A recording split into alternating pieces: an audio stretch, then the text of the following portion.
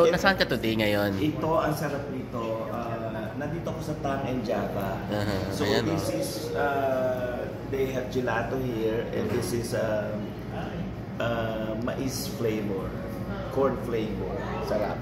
Tapos ito, ano yan? Napakasarap. Ano yan? Ba't parang puto bongbong? Galing, parang ano, sa mga Dutch daw, dinadayo pa ito dito. Dito ka lang makakakita ng, ang tawag dito ay Poffertjes. But ang spelling is Poffertjes.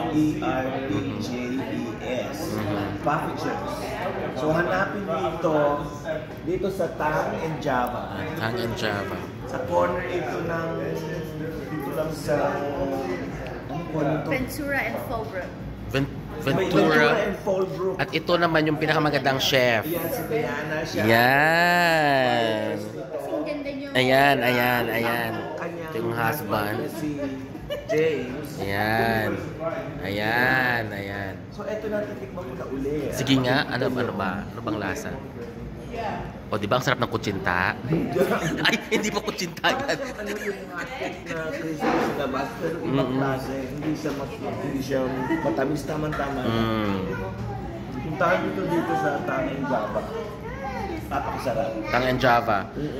At meron din Ano sila. gelato nila, iba-ibang mga flavor. Merong ube, merong mango. Yes. Marami. And they do it from scratch. Ito naman yung dulce. Ano yan? Yan yung dulce de leche. Basta ano, ang in-order... Dulce de leche. Dulce de leche. Pero ang in-order ko yung tika. So, they make everything from scratch here.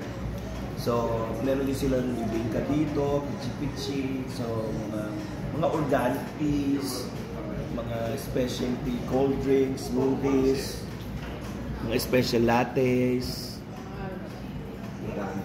So, okay, so puntahan nyo dito. I highly recommend it. Okay?